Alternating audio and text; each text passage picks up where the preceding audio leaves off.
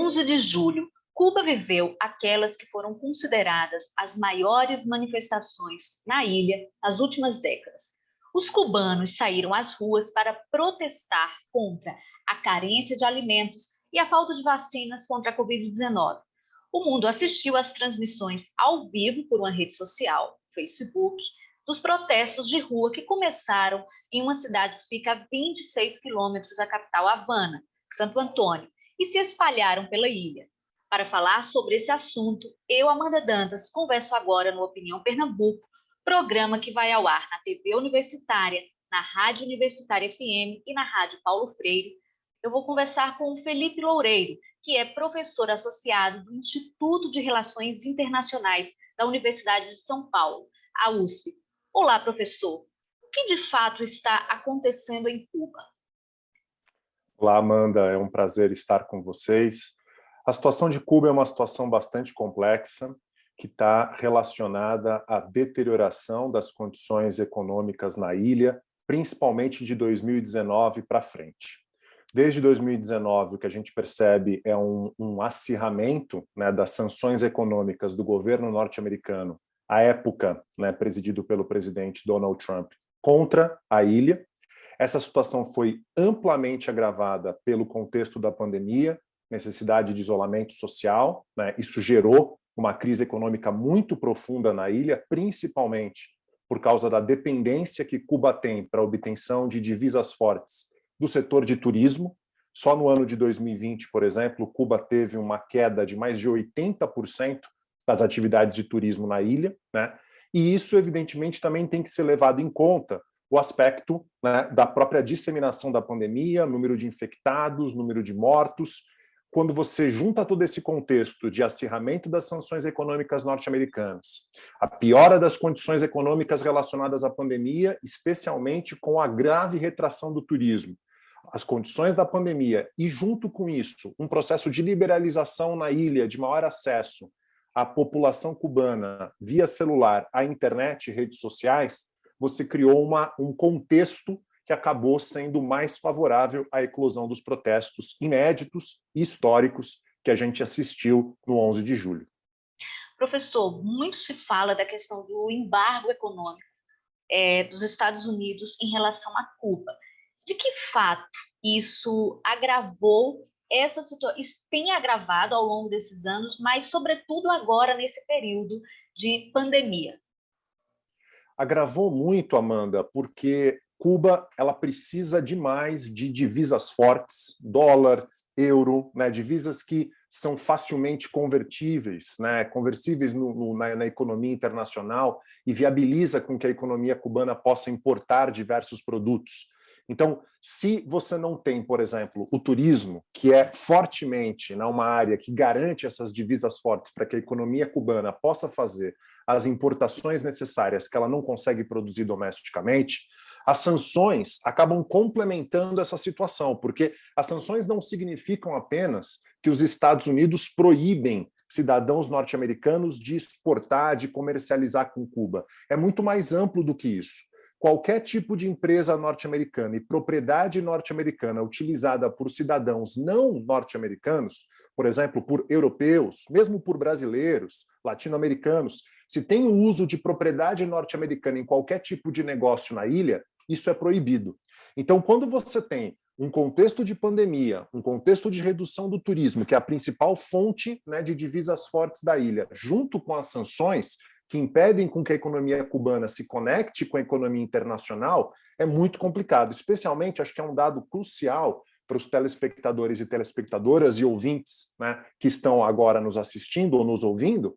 Cuba, por exemplo, tem uma dependência de quase 60% de importações de alimentos, combustível e diversos tipos de insumo para a sua agricultura e para a sua indústria. Então, se não tiver dólar, se não tiver dinheiro forte, Cuba fica numa situação economicamente muito difícil, e é exatamente essa situação que hoje a ilha se encontra. Professor, de que forma esse embargo também prejudica a comercialização com outros países, como China, como Rússia, com o Brasil e com a União Europeia? Então, como eu comentei, o embargo ele é muito amplo, né? Ou seja, qualquer tipo de propriedade norte-americana, e não apenas propriedade, não apenas bens físicos, né? Pode ser propriedade intelectual. Então, uma empresa europeia, uma empresa brasileira, uma empresa chilena, de qualquer país que utilize, por exemplo, um software de uma empresa norte-americana, ela pode ser penalizada se comercializar com a ilha pelo fato de você ter propriedade norte-americana envolvida, né? Então, as sanções, e a gente percebe isso em vários países que sofrem sanções muito duras feitas pelos Estados Unidos, como é o caso do Irã, por exemplo, que também, durante a administração Trump, acabou sofrendo sanções muito significativas. Então, toda vez em que essas sanções são impostas, terceiros países que, de alguma maneira, têm empresas que possuem propriedades, sejam materiais ou intelectuais, de norte-americanos, se veem ou impossibilitadas ou muito dificultadas de fazer comércio e ter relações econômicas com a ilha. É óbvio que, no caso da China, né, por exemplo, a China consegue manter todo um conjunto de relações econômicas fora desse circuito financeiro, né, e comercial norte-americano, mas mesmo assim cria um conjunto de dificuldades e limitações. Professor, Cuba sempre foi referência em saúde, em educação, em esportes. É, e no começo da pandemia, a ilha teve apenas 1.500 mortes, enquanto o mundo, países como o Brasil, Estados Unidos, claro que com uma população bem maior, mas isso em relação à população. Os números eram considerados baixos. E Cuba também chegou a desenvolver vacinas. Só que agora, nos últimos tempos, as informações que chegam é que a pandemia, houve um agravamento da pandemia da ilha, né? Então, isso também, de que forma isso afetou? A população não está sendo vacinada, apesar do país ter desenvolvido vacinas? A pandemia da Covid-19, Amanda, ela é algo realmente inédito, né? Ou seja, se a gente pensar na história da humanidade e do sistema internacional, né, há mais de 100 anos, praticamente, a gente não vive uma situação dessa. Então, muito ainda não se sabe sobre o vírus, sobre as mutações do vírus, e apesar de Cuba ter, de fato, uma infraestrutura em termos de saúde muito desenvolvida, não se compara, né, com os principais e os mais importantes e mais ricos países do mundo, como no caso dos Estados Unidos, e mesmo laboratórios europeus e britânicos. Então, Cuba conseguiu desenvolver uma vacina, não há dúvida, parece que a vacina é eficiente, os primeiros estudos mostram isso, mas a capacidade de Cuba de conseguir vacinar a sua população, imunizar a sua população no mesmo ritmo que as economias mais desenvolvidas e mais ricas, é realmente muito mais complicado numa situação em que a gente tem um vírus novo, né, muito desconhecido, e que a ilha está absolutamente apartada do sistema econômico internacional por causa das sanções econômicas que nós comentamos. Isso também está acontecendo com a chegada de máscaras, de outros insumos à ilha? Sem dúvida, porque tudo que envolve importação, a importação ela precisa ser feita com moeda forte, né? Eu uso o caso do dólar porque as pessoas certamente que estão nos acompanhando entendem que talvez seja mais importante das moedas fortes no sistema internacional. Então, as importações elas precisam ser feitas por moeda forte. Se a ilha tem dificuldades para obter moeda forte, ela vai ter, evidentemente, muita dificuldade para importar aquilo que ela não consegue produzir domesticamente. E o caso dos EPIs, que você mencionou muito bem, os equipamentos de proteção individual, máscaras, luvas, todo um conjunto de equipamentos que são fundamentais para garantir a saúde, né, das pessoas que estão no mundo da saúde pública e mesmo da sociedade. Se Cuba não produz esses produtos, e muitos, de fato, Cuba não produz na quantidade necessária, ou mesmo não produz de forma alguma, você tem que importar. E importar numa situação de restrição de moedas fortes fica muito difícil. Daí o problema da escassez de alimentos, daí o problema da escassez de medicamentos e o problema, inclusive, do corte de energia, né? A importação de combustíveis também é um elemento importante da pauta comercial cubana, que sofreu por causa da crise de 2020, início, meados de 2021. Professor, essas manifestações aconteceram, né? E o presidente Miguel Dias-Canel, foram as primeiras manifestações que ele vivenciou. O que tem mudado na ilha do governo dos irmãos Castro em relação a esse novo presidente? Qual o contexto? É um outro contexto? Sem dúvida, é um outro contexto, e eu diria que se há uma modificação fundamental que já vinha quando Raul Castro era a liderança principal da ilha, mesmo antes do Díaz-Canel assumir como principal líder cubano, né, a gente percebe uma mudança importante, como eu havia colocado antes, é a possibilidade, o maior acesso que a gente vê da população cubana via celulares, smartphone, à internet, né? Hoje calcula-se que aproximadamente 60% da população cubana tem acesso, né, à internet. Essa internet ela não é feita em casa, ela é fundamentalmente uma internet de smartphone. Mas essa é uma transformação fundamental que acabou permitindo com que as informações, por exemplo, dos protestos em uma determinada região pudessem circular rapidamente em toda a ilha e viabilizasse, né, manifestações em dezenas de cidades cubanas. Então essa é uma primeira transformação que já começa com o Raul Castro, mas que a gente percebe que o Díaz-Canel, de uma certa maneira, manteve. Eu diria, Amanda, que talvez o mais importante, o elemento mais importante que a gente vê hoje de mudança na ilha é um processo de reforma econômica e de liberalização econômica. Por causa da crise econômica durante a pandemia, especialmente em 2020, a gente viu o governo cubano mais aberto a iniciar um processo de liberalização, ou seja, permitir com que iniciativas privadas comecem a entrar em determinados setores da economia que antes eram fechados para a economia estatal, e, ao mesmo tempo, um processo de desvalorização cambial. Cuba vinha, até o início desse ano, com duas moedas, né? Um peso e o chamado peso conversível, que estava mais vinculado ao dólar. A gente teve uma reforma monetária importante no começo desse ano, e essa reforma monetária acabou levando, por meio da desvalorização da moeda, um aumento da inflação na ilha, né? Então, essas duas transformações, tanto no sentido de maior acesso à internet, apesar da internet em Cuba ainda ser controlada, né, e você ter um processo de liberalização da economia, de aumento da participação e da possibilidade do setor privado na economia cubana, eu diria que essas são as duas transformações principais que a gente está assistindo e que certamente também tem relação com os protestos de 11 de julho. Ok, professor. O senhor, no começo, falou das sanções do ex-presidente dos Estados Unidos, Donald Trump. Eu vou fazer um rápido intervalo e, na volta, a gente vai falar sobre essa relação de Cuba com Washington, com os Estados Unidos. Então, não saia daí. Opinião Pernambuco volta já.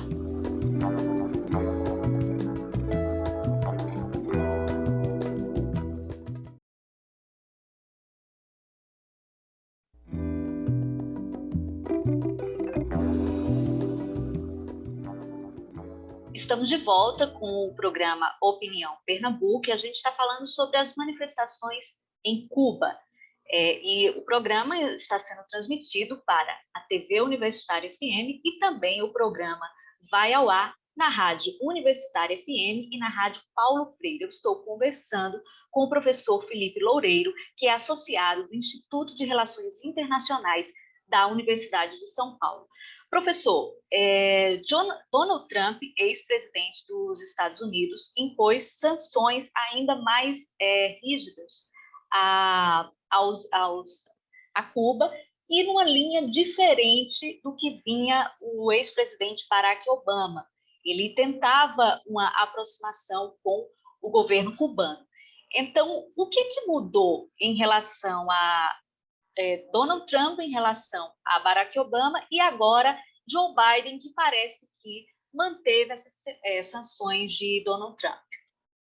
Essa é uma pergunta importantíssima, Amanda. Primeiro, lembrar, né, que as sanções econômicas dos Estados Unidos contra Cuba, elas foram instituídas lá em 1960 e 1961, ou seja, no momento logo posterior à Revolução Cubana, quando as relações bilaterais acabaram se deteriorando. Então, elas se mantêm, né, desde o início dos anos 60 até hoje. A gente está falando aí de mais de 6 décadas de sanções econômicas unilaterais dos Estados Unidos contra Cuba, né? Essas sanções, elas não são sanções, por exemplo, aprovadas por organismos multilaterais, né? Ou seja, a Organização das Nações Unidas vem votando, inclusive, em várias oportunidades, contra a realização de sanções unilaterais como a que os Estados Unidos vêm mantendo contra o regime cubano há mais de 6 décadas. Você também falou muito bem que durante a administração Obama a gente percebeu uma mudança de estratégia, eu não diria uma mudança de objetivo fundamental. O objetivo fundamental do governo norte-americano durante a administração Obama ainda era, né, retirar o castrismo do poder, né, e criar um processo de mudança política, de mudança de regime político em Cuba, mas a estratégia mudou. ao invés da estratégia ser por meio, né, do isolamento e da manutenção das sanções, a estratégia é por meio do engajamento com a sociedade cubana, né, e, portanto, da retirada de algumas sanções e do início de um processo de maior relação entre Estados Unidos e Cuba, propiciar ou estimular mudanças políticas na ilha, né? O que a gente viu com a vitória do Donald Trump foi uma reversão desse processo, um retorno para aquela estratégia mais linha dura, né, de não só criar sanções, mas ele ampliou, inclusive, muitas sanções, De que forma, professor? Colocou Cuba, por exemplo, né, no início de 2021, e já vinha isso um processo anterior, colocou Cuba na lista dos países que patrocinam supostamente terrorismo, né? Esse tipo de denominação dentro da legislação norte-americana acaba criando todo um conjunto de maiores dificuldades do acesso de Cuba à economia internacional, ao sistema financeiro internacional. Então, não é apenas envolvendo propriedade material ou intelectual norte-americana, mas países que, por exemplo, assinaram acordos de combate ao terrorismo, de contenção ao terrorismo, eles se veem também obrigados a colocar em práticas medidas de restrição, uma vez que os Estados Unidos, por exemplo, denominam determinado país, determinado tipo de organização como promotora do terrorismo, né? E aí, no caso, a gente viu, portanto, não só a retomada das sanções, o Trump não só recoloca sanções que já existiam pré-Obama, né, mas amplia esse processo, especialmente entendendo Cuba como uma das patrocinadoras do terrorismo internacional. O Biden, inicialmente, começa um processo de reversão disso, tira Cuba dessa lista de patrocinadores do terrorismo, mas mantém ainda as principais sanções econômicas em termos de comércio, né, e em termos financeiros. E muitos imaginavam que o Biden poderia reconsiderar aquela trajetória, por exemplo, da administração Obama, mas isso não aconteceu. E eu diria, Amanda, que isso está muito relacionado a questões domésticas. Hoje, os democratas sabem que se eles, digamos, têm uma linha diferente da linha do trumpismo com relação a Cuba, uma linha um pouco mais soft, vamos dizer assim, isso provavelmente vai ter impactos eleitorais importantes para o Partido Democrata dentro dos Estados Unidos. Professor, o senhor falou do Joe Biden, inclusive ele impôs sanções contra o ministro da Defesa de Cuba, congelando bens desse ministro, em virtude dessas manifestações, principalmente da repressão em relação aos manifestantes. Então, a gente diria que o Biden manteve a linha dura do Donald Trump? De uma certa forma, sim, né? Ou seja, não aquela linha dura plena, né, como eu mencionei, a questão da designação de Cuba como patrocinadora do terrorismo, de fato, né, é algo que se reverteu, mas as principais sanções foram mantidas, isso realmente não houve uma modificação praticamente, né, significativa, que a gente pode dizer, e mais do que isso, né, acho que simbolicamente o governo Biden fez dois movimentos importantes durante a ocorrência dos protestos. O primeiro foi o de dizer que estaria disposto, né, a levar a internet ou ampliar o acesso da internet à ilha. Lembrando que quando as manifestações ocorreram, né, no dia 11 de julho, logo depois, 2 dias depois, houve um blackout de internet na ilha, né? O governo não admitiu que foi o responsável por esse blackout, mas muito provavelmente foi algo, né, feito pelo próprio governo, e a administração Biden, como uma resposta a isso, deixou claro que estaria, né, disposta a ampliar o acesso da internet na ilha, né, de uma maneira que não ficou muito evidentemente clara, mas esse foi um primeiro movimento. E o segundo movimento, como você colocou bem, foi basicamente criar sanções, não contra Cuba como um todo, ou não contra instituições propriamente, mas contra figuras do regime, né? Ministro da Defesa, figuras do aparelho, né, de inteligência repressivo cubano, que poderiam ou que estavam identificadas com as repressões que foram feitas aos movimentos. Lembrando que várias pessoas foram presas, dezenas de pessoas foram presas, o governo cubano reconheceu a morte de uma pessoa, né? Então, nesse sentido, a gente pode dizer que, no geral, a administração Biden manteve, né, a mesma postura da administração Trump com relação às sanções contra a economia e a sociedade cubanas. Professor, esse embargo econômico ele foi implementado num contexto de Guerra Fria. Hoje, esse embargo ele é condenado pela ONU e parlamentares norte-americanos, inclusive do próprio Partido Democrata, do presidente Joe Biden, como a parlamentar Alexandria Ocasio-Cortez, que tem essa visão mais à esquerda do Partido Democrata, condenam e pedem o abrandamento do embargo. Então, a minha pergunta é: por que é tão difícil o Congresso aprovar esse embargo? Não há um interesse mesmo de acabar com esse embargo? Durante a Guerra Fria, como você colocou muito bem, né, se a gente for pensar que Cuba era uma aliada estratégica da União Soviética, né, do ponto de vista bem frio e geopolítico, até fazia um sentido uma postura mais agressiva dos Estados Unidos contra aquela, né, no caso Cuba, um regime que era visto como um regime diretamente inimigo, né, por estar aliado estrategicamente da União Soviética. Com o final da Guerra Fria, ficou cada vez mais difícil, né, manter esse tipo de narrativa. E hoje, vários estudiosos e estudiosas compreendem que a forma pela qual o governo norte-americano age diante de Cuba tem uma relação muito grande com questões domésticas. A gente sabe que, desde que a Revolução aconteceu, houve uma migração importante de cubanos para os Estados Unidos, cubanos que receberam, muitos deles, receberam rapidamente, né, a cidadania, rapidamente se naturalizaram como cidadãos norte-americanos, algo que não acontece, né, com outras comunidades latino-americanas que tentam entrar nos Estados Unidos. Então, isso em si só já é um elemento político a ser considerado, a facilidade com que, né, cubanos e descendentes de cubanos acabam adquirindo a cidadania e naturalizam-se de cidadãos norte-americanos.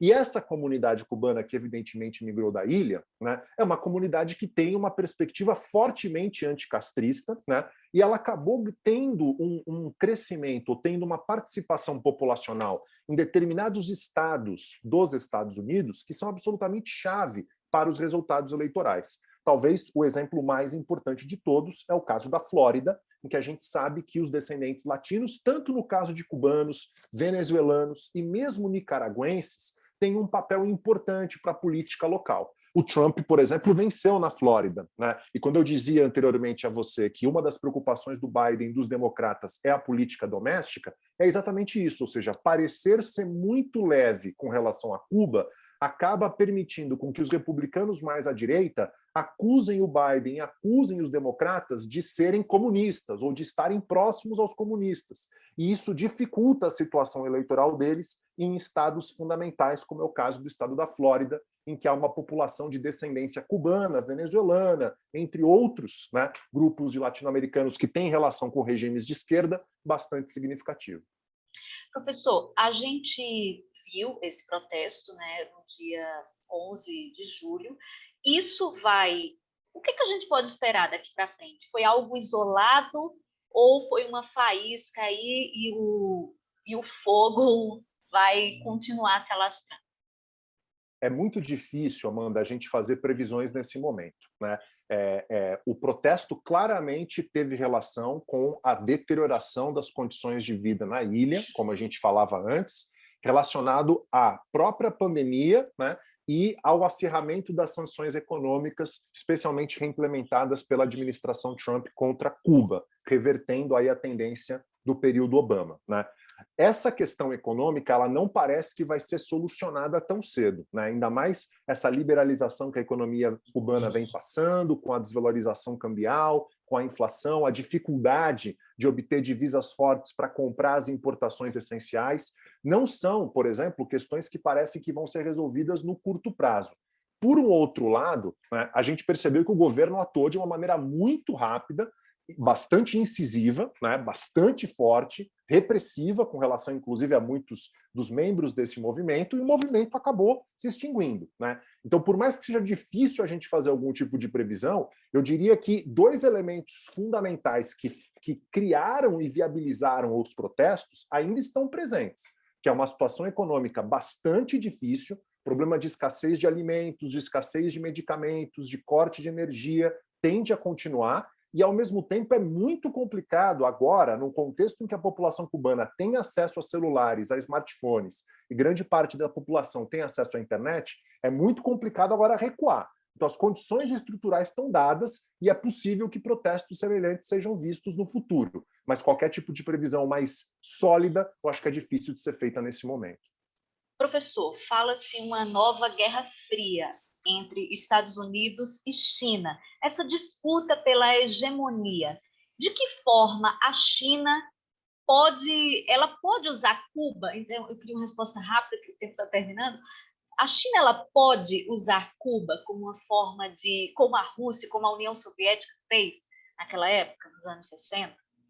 Pode, não há dúvida, né? Ou seja, se você tiver uma crescente deterioração das relações Estados Unidos e China, né, a China pode acabar se utilizando das oportunidades geopolíticas que aparecerem, especialmente na América Latina, numa área geoestratégica muito próxima aos Estados Unidos, para manter relações especiais. Isso também vai depender da forma como os Estados Unidos vai atuar na área mais próxima e geoestratégica à China, como, por exemplo, na questão de Taiwan, Hong Kong e no entorno dos mares Oriental e do Mar do Sul da China. Porque há uma afinidade ideológica entre Cuba e China.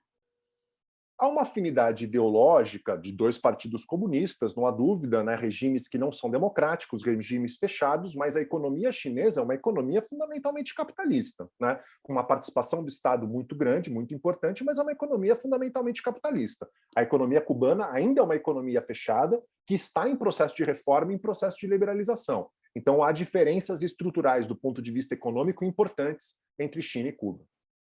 Ok, professor, muito obrigada por sua participação aqui no programa Opinião Pernambuco. Eu conversei com o professor Felipe Loureiro, que é professor associado do Instituto de Relações Internacionais da Universidade de São Paulo, e a gente falou sobre as manifestações em Cuba. Eu agradeço a sua audiência e até o próximo programa.